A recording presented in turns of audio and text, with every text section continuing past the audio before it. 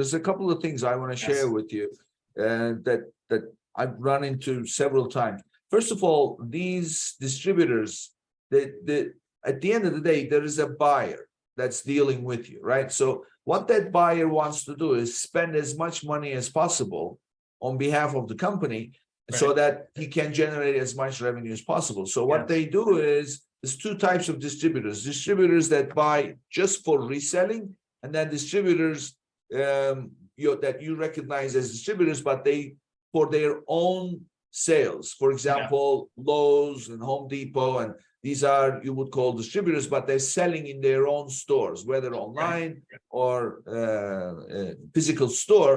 That's what they're doing. And there are also those who have franchises, and the franchises are, there's one central buying, but it goes to individual franchise owners. So there's all these different situations. And at the end of the day, with the exception of the ones that buy just for reselling, I would not deal with those unless it's heavily regulated. But the others are where the danger is, because that the agreement can protect you to a certain extent, where you say, okay, this is what we've done. First of all, we'll be happy to sign a distribution agreement, but the purchase orders that you place will be only for products to be sold in your own physical stores or on your own website only. Selling on other marketplaces by approval only. So that means that even that particular distributor, you find them selling on Amazon, you now have the right to say, why are you doing that? You never got approval. Number one. Number two, operate a map policy. And hold them to the map. That way, now you have another, if you like, ammunition, more ammunition, so to speak, to fight against them. And between the two, you now have something that you can go back and protect yourself. And in the case of them reselling to franchisees or anything else, then you require the franchisee to have a direct relationship in order to sell, and the franchisees will be subject to the same agreement. So these are things that you can do that we've done that so far has been successful. And frankly, companies are mostly decent. So they say, okay, we didn't know, because they understand that buyer will make extra purchases just to maximize the revenue. They will buy for reselling purposes, and then they don't care what happens after. And then you work your whole life building a brand, and the brand takes a nosedive, and that's not good. So just to add to the minimum advertised price, the MAP policy, that I totally agree is a great tool to help you in your toolkit. And again, it actually falls in line with what Amazon wants, with that pricing component of pricing, convenience, selection. So when I worked at Amazon, you would, as a buyer, senior buyer, we would get in as much trouble for having too much profit in an item as not enough. Because if it was too profitable, the idea was that the price is not sharp, that you need a sharper market price. And so with that idea, Amazon, they don't want the world's lowest prices. They just want the market's most competitive price.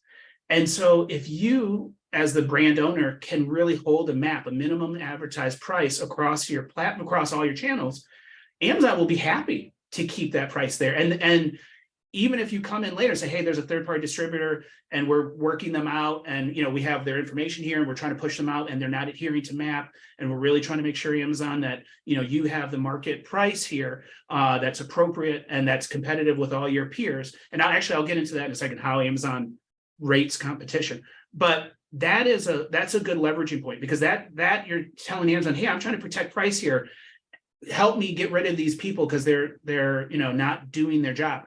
Amazon will say, hey, regulate your distribution channel, but then you follow up saying, yes, we are trying to do that. Here's our notes. Can we still have help? And that conversation goes much better with Amazon. It's not a fight with Amazon. All of a sudden now they're on your side. They're really trying to say, all right, how can we help you maintain MAP? You know, like you're really trying to set a policy here and you're trying to protect it. We see that, you know, can we help you? So I'll give you one last example, and then I want to chat about how Amazon sees competition.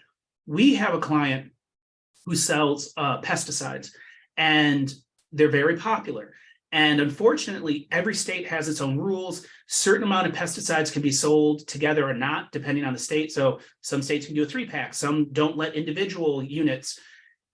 As you can imagine, they've had to use distributors, and now there's all these crazy illegal offers out there. And so we've had to go to Amazon and say, hey, Amazon, look, we understand that you're going to tell us to control our supply chain. Here's what we've been trying to do, but you have some illegal items. And we actually had to pull in the EPA and some other people to put legal pressure on Amazon to say, yes, we will help you eliminate or control these sellers. And to our surprise, they actually, like, one day we woke up and literally like all the single units were gone. They just wiped them clean. And it was like, whoa, that's amazing, you know. But when you, it's not, Amazon can be a good force for you. They can help, you know, sometimes you battle them, but sometimes they can help push things through for you that normally you can't. So yeah, great. Yeah, I mean, this is true. You need to look, it goes back to what I learned a long time ago. Amazon business model is very simple: provide the best customer experience. yes. Now, that is a very loaded philosophy. Yes. And it has so many components. So we've covered the selection and the pricing aspect of it.